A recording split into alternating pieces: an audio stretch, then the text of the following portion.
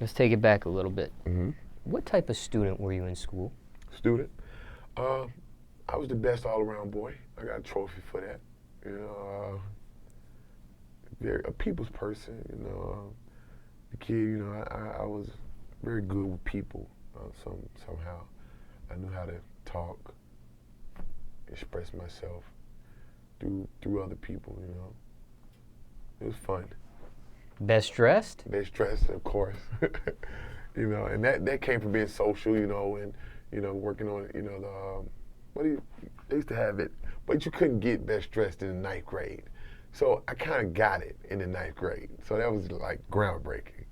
You know what I mean? Jobs you had growing up, if any? I did. Shoney's. I was a cook. Captain D's. Fry. Those when I worked those two jobs, I knew then that I was worthy of anything because I worked those two jobs with 6 goals at the top and a big chain on, bullet wound. You know what I'm saying? I had been shot already, and once I humbled myself and did that, I was pretty much ready for anything. Any crazy stories with customer stories, dealing with customers or anything like that, or? When I got my job at Shoney's, I was stoned. And the lady looked at me, she was like, "You're stoned, right?" I was like, "Pretty much." She was like, "I'm gonna hire you because you're real." She said, "But don't ever come here stoned again." I was like, all right. I eventually got fired. For being stoned? For being stoned. 420. What's the worst thing you put your parents through? The worst thing I put my parents through,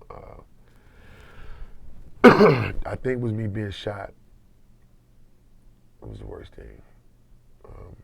Nobody knew if I was going to live or die or survive it. The shock after what I went through was supposedly, like statistically, was supposed to kill me, but it didn't. And I knew that my mom that was like the breaking point. She, after all the nights of worrying and sitting up and waiting, I get shot. So that was so it was like, oh, so you wait and then, oh, he gets shot, and then they wait, and then everybody waits in the waiting room, and he come back and he say he's gonna live.